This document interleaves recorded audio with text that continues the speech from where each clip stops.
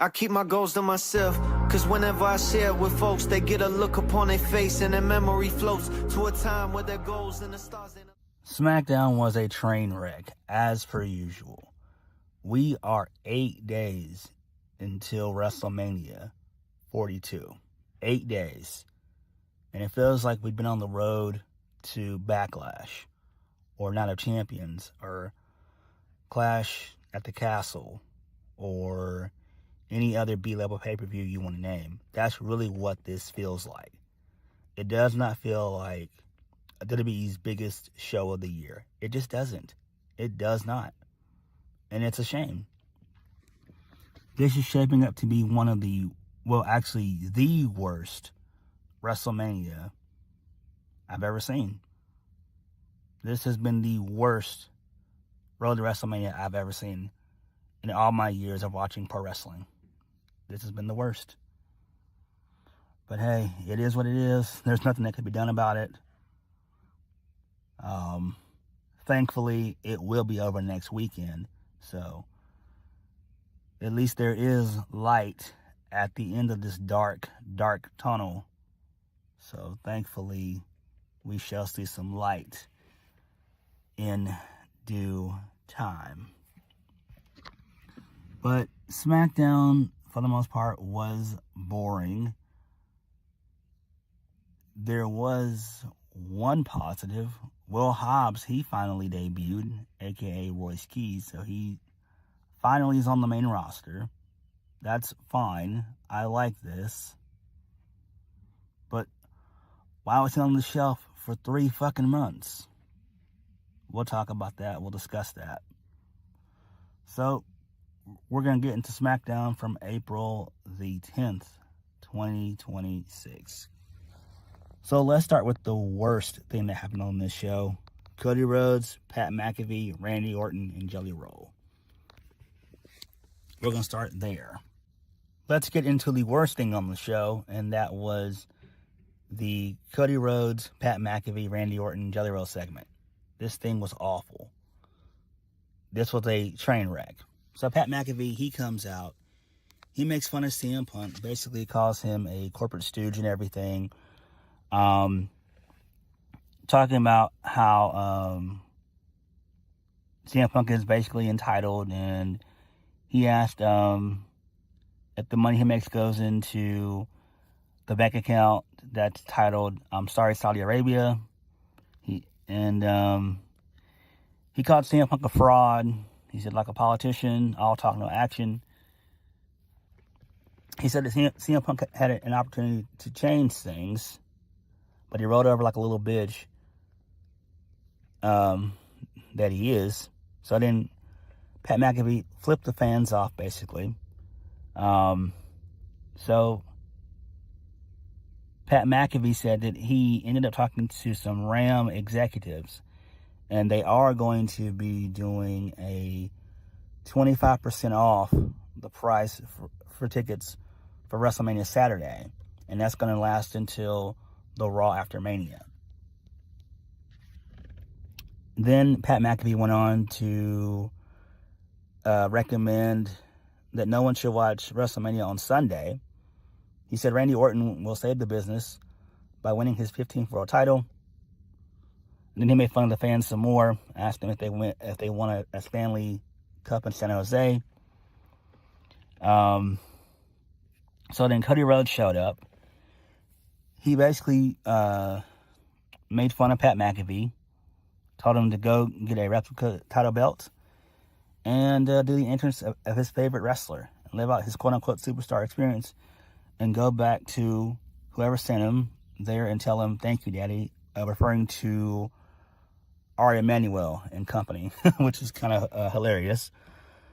So Cody then mentioned that the Attitude was 30 years ago, which is true. The Attitude Era was 30 years ago.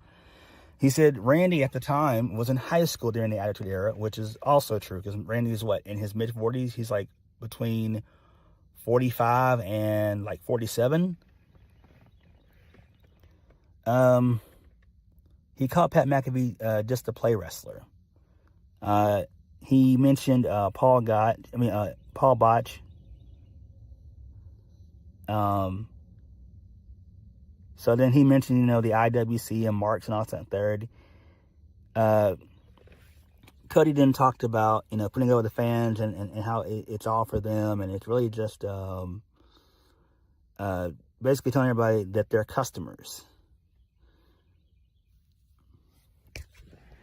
So Pat McAfee, Cody says that for the first time ever in the entire fandom, they do agree on one thing, and that's the fact that at WrestleMania they want to see Randy Orton, but they don't want to see Pat McAfee. And so the crowd chants, "Go home, Pat." So Cody then drops the mic. So Pat McAfee called Cody Rhodes a bitch. He said that he is home. So Pat McAfee said that Cody's the fakest dude on earth. He called him a spray tan, dyed-haired, fake teeth, lispy lips, and a $10,000 suit. Made fun of him. He said that he's a cosplay champion.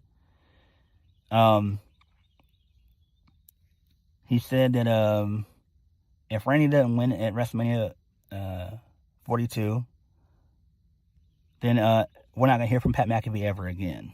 And so Cody then made fun of Pat McAfee some more. He mentioned how Pat McAfee used to yeet for the last 3 years when they were doing the whole main event Jey Uso thing. And he knows that Pat McAfee is tired, so maybe they can get Gunther out there and put him to sleep. And then that was it. So then Pat McAfee taunted Cody some more. He called him Stardust and called him...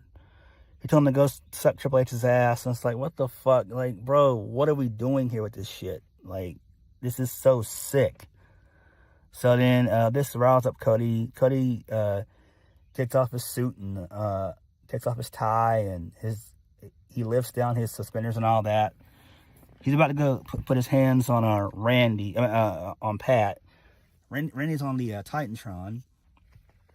And Randy shows Jellyroll being laid out. And Randy says that he's going to give Jellyroll to Cody personally. So Randy shows up. There's a brawl that ensues between Randy, Cody, and Pat, where Pat and Randy are beating up Cody. And Jellyroll comes out, and then he gets into it with them. And then I think that was the end of the segment. Because Pat McAfee and Randy Orton, they got the upper hand. And I'm just like, what the hell are we doing here?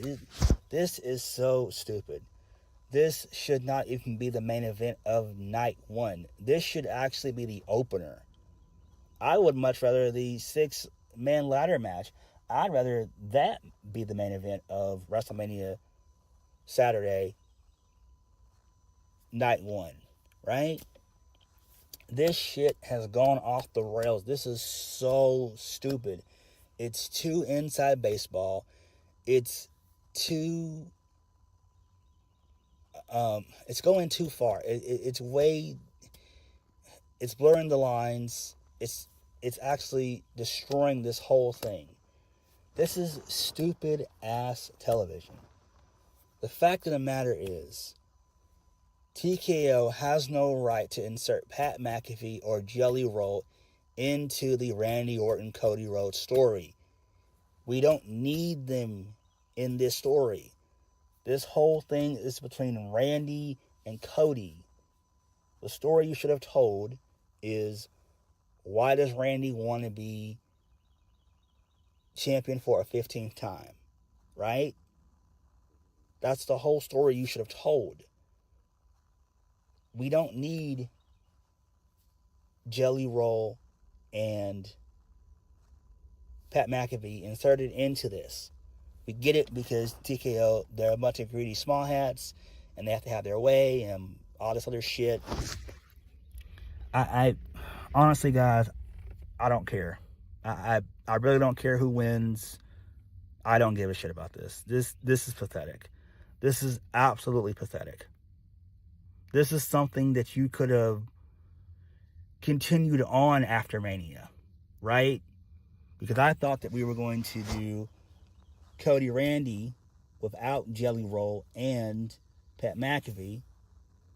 You turn Randy heel, you give him the title at Mania, and you feud him and Cody through Mania up until SummerSlam, right? Then you have Cody lose to Randy again at SummerSlam. And then maybe you have Cody maybe win the title back at next year's Mania or something like that. At WrestleMania 43. I don't fucking know, man. This shit just boggles my mind. Oh my gosh. This is just so pathetic. Let's move on. Let's move on. Let's just move on. Because this is really nauseating. This is pathetic. A joke. This literally should like open night 2. This should literally open night 1. This should be the first match that we see on the card. You give Randy Cody maybe about 20 minutes and then you move on. This shit sucks. This shit totally sucks. Moving on. All right, so we kicked the show off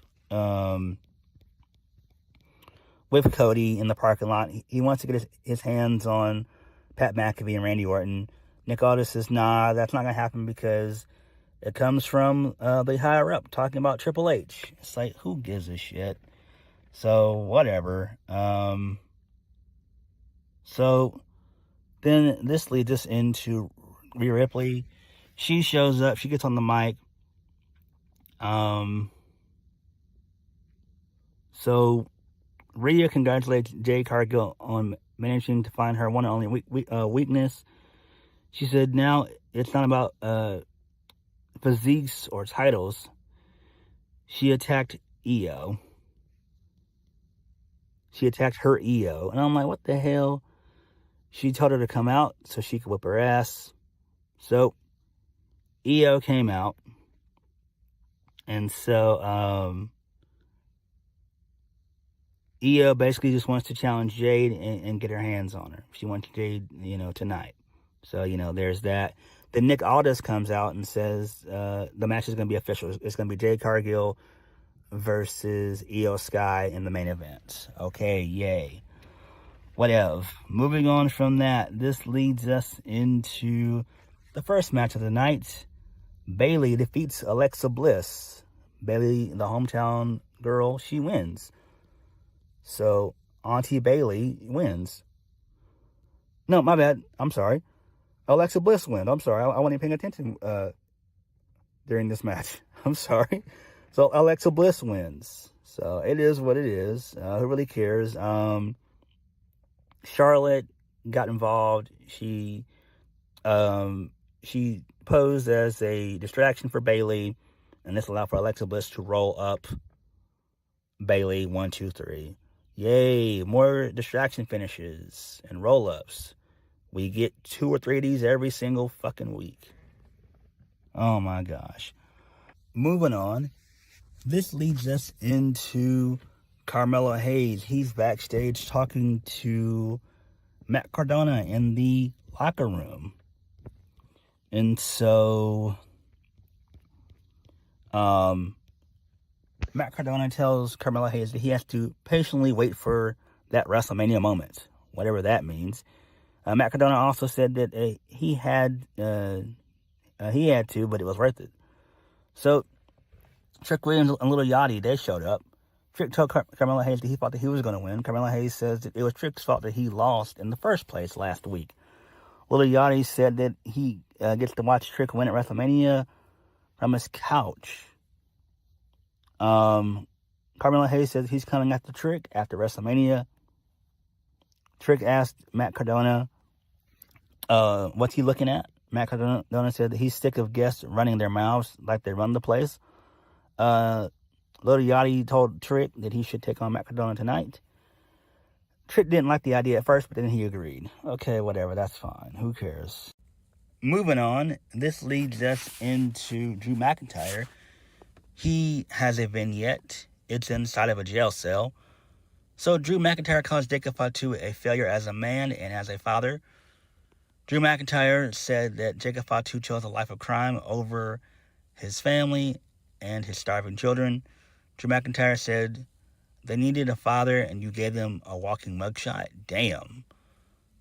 Drew said that he'll beat him within an inch of his life and he'll end up back behind bars. Drew accused Jacob Fatu of stealing his title in his main event at WrestleMania. Then he said that he'll be Jacob Fatu's judge, jury, and his damn executioner. Okay, I like this. This is solid right here. Can this main event night 1, please? There's a lot of heat and animosity here. I like it. And this probably might be the opener to night 2, because you want to kind of start kind of heavy on night 2. I think, you give Drew and Jacob maybe a good 25 minutes to kind of hurt and maim each other. I think that would be pretty cool. And hopefully that does happen. You get them at least a good 20 to 25 minutes. That's more than enough time. So I like this. Really good stuff here. Really good stuff. All right, moving on from that, this leads us into Kathy Kelly. She's backstage with Jacob Fatu. So Jacob Fatu, he's about to talk, but then the MFTs and Solo, they show up. So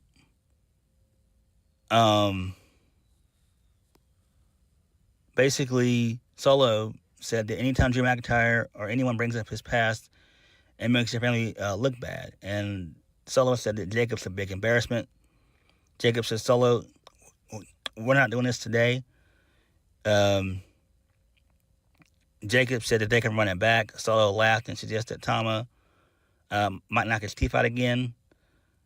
Jacob asked, what's up there, Tama? So Tama basically stared down Jacob Fatu, and he said, you know what it is.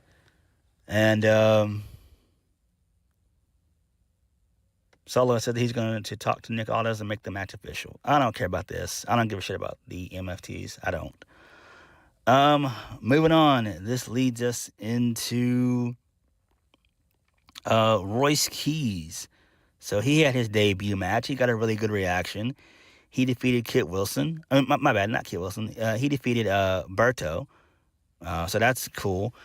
We haven't seen Berto in months. He's not been seen on AAA or anything. I'm like, damn. So at least he's still employed. Shit. If you don't have anything for him on the main roster, could you put the Los Garzas back down in NXT? I think that would be great. Put them down there for a little while, at least a good 5-6 months. Like, shit. Los Garza, I'm a fan of those guys. So Royce Keys, he ends up winning via the spine buster. Wade Barrett, he called it pure dominance. So I guess that's what it's going to be, I guess. I don't know. I don't like that name, but it is what it is. So that's fine there. I like this.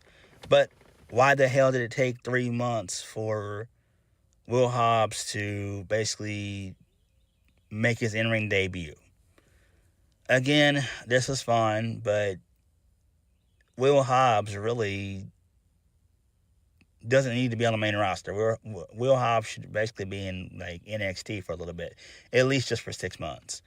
But I get it. I get where they're going with all this, honestly, tell you the truth. I'm happy for the guy. Royce Keys is going to be successful. Let's give it time. He got a really good reaction, even though he was, because he's from California, so, he's going to get a good reaction and everything else. So he's not in his hometown, but he's close to it. So he's probably like maybe like 20 minutes out from Oakland or whatever. But this is fine. What do you do with Will Hobbs going forward? I don't know. Let's just give him some grace and mercy. Let's see where he ends up in about 3 months. I think that'd be safe to say. So let's just give him some time. Who do you feud him with starting out? Like, I don't want him just to be doing the Oba Femi thing of just destroying guys for weeks on end. We need him in a feud, and I don't know who you can feud him with right now in the mid-card that's worth a damn. I don't know anybody in the mid-card that's worth a damn. That's a heel. Do you do Aleister Black, maybe? I don't know. Something to think about. All right, moving on. This leads us into a backstage interview with Kathy Kelly and Royce Keys. So, Kathy says she's done him for a long time, and working for WWE has always been his goal. Hobbs said that it's been a long time coming. He said that he got to do his thing in front of his people, the Bay Area people, and now he gets to take it around the world. So Solo's sorry ass showed up. He approached him and said he did a good job out there. He said he runs things on around here on Smackdown. So if he needs anything, he'll let him know. So whatever. If they're doing Solo and Royce Keys, I'm not a fan of this shit. I'm not, because Solo is just dog shit. Like, he's too comedic and everything. It's just, I can't take him serious as this mob boss guy and everything else. I don't know, man. I don't know, man. I don't know if putting Royce Keys against Solo Sikoa is the right move. We got to do something else. Come on. We got to do something else, man. I don't know about that shit. I really don't know. We got to do something else. We got to do something else, man. We really do. All right. Moving on from that, this leads us into shit. What else happened on this show, man? Oh yeah, okay. The Miz and Kit Wilson. So they walked up to Nick Aldis. They wanted to know where the ref was from last week, why he didn't finish counting the 3. So Nick Aldis says it was something that took over the man. Miz says something had to be done.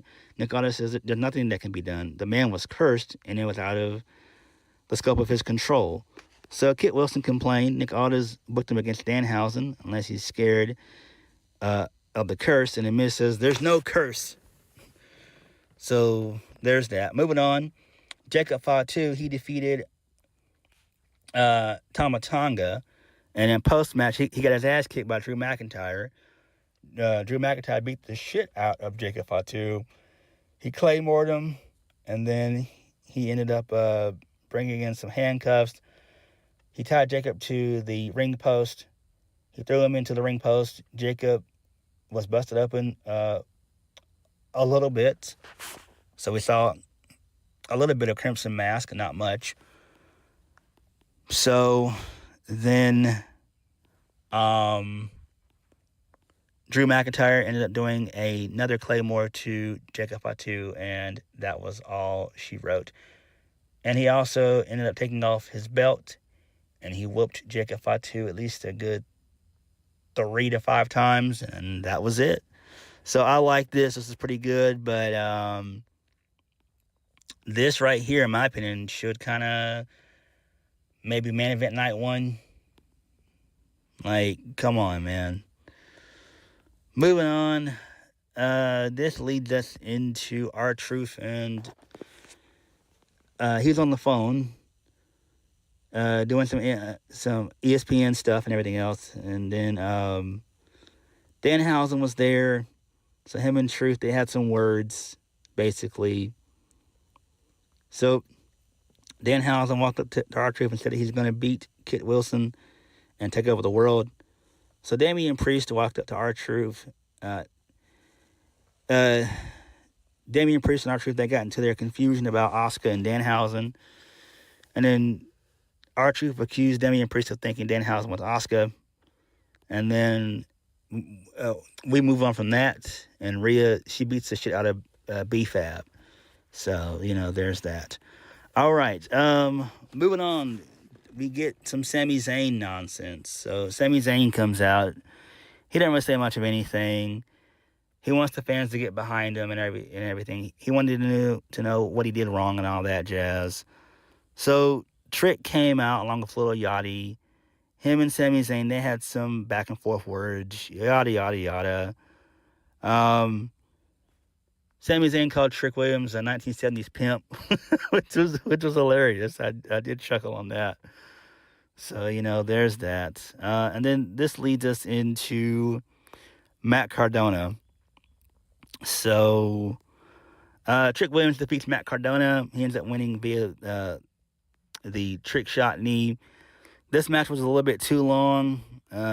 Way too long, if you ask me. So, there's that. Moving on, this leads us into Danhausen. He defeated Kit Wilson. He ended up winning via the big boot. So there was supernatural shit involved in this. So it was a pyro malfunction because Kit Wilson was on the top rope and smoke came out and Kit was dazed and he fell out, which was kind of funny. And Danhausen ended up doing the big boot. And this is fine. It's like, but do we need Danhausen wrestling on the show? The answer is no. We don't need Danhausen wrestling on the show. Why? Like, keep Danhausen as a comedy guy. He doesn't need to do anything in ring, period. Main event of the evening, Jade Cargill defeated Iyo Sky. Jade was about to beat up on Iyo some more, then Rhea Ripley came out to make the save, and her and Jade had a brief stare down, and that was Smackdown. So this shit was awful. Smackdown continues to remain awful. But it is what it is, man. The only thing I liked on the show that was decent was the Drew McIntyre, Jacob Fatu angle that they did. I liked that. I also liked the debut of Royce Keys, but Royce Keys should have been in this spot 3 months ago, really, if you ask me. Well, actually, no, 4 months ago, because he's been out for 4 months. Like, what the hell? But it is what it is. I do not give a shit about Cody Rhodes and Randy Orton. I don't. So, whatever. And everything else on the show was just mid and boring. But what did you guys think? Let me know. Like, comment, subscribe. Peace.